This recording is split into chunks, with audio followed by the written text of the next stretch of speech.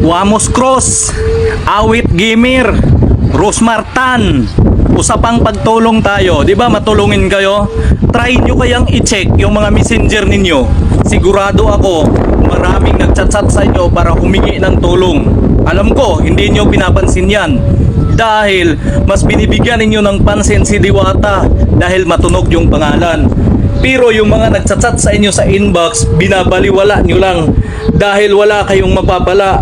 Dahil yung mga nanghihingi sa inyo walang pangalan, hindi kayang iangat yung mga pangalan ninyo sa social media. 'Di ba? Kung usapang pagtulong tayo, i-try ninyong i-check yung mga messenger ninyo. Sa akin nga na mababang vlogger, kakarampot lang ang kita, maraming nagchat-chat nanghihingi ng tulong. Sa inyo pa kaya na matulungin kamo sa kapwa ninyo na mga malalaking vlogger lang. Mas nakakabilib Wamos, Awit, Rosmar at iba pang mga malalaking vlogger dyan na nagbibigay ng tulong kay Diwata, na kung totoosin hindi na kailangan pang alalayan si Diwata dahil milyonaryo na yan. Bakit sa kanya nyo ginugugo lahat ng tulong ninyo? Bakit hindi nyo try i-check yung mga messenger ninyo? Alam ko, maraming nagchat-chat dyan sa inyo, humihingi ng tulong. Pero dahil yung mga nanghihingi ng tulong sa inyo, walang pangalan, mababang tao lang, kaya dinididman nyo lang yung mga chat nila sa inyo na paghingi ng tulong. 'Di ba? Tama ako o tama ako? Wamos Cross, Awit Gamer, Rosmar Tan, at sa iba pang mga malalaking vlogger dyan na nagbibigay kay Diwata, na inaangat si Diwata.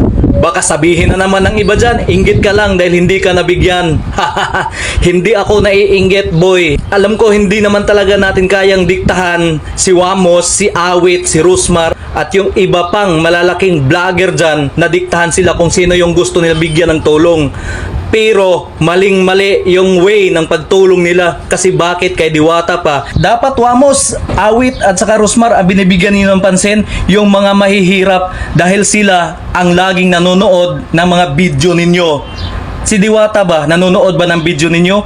Nagsishare ba si Diwata ng mga video ninyo? Hindi. Pero bakit si Diwata yung pinagtuunan ninyo ng pansin na bigyan ng tulong?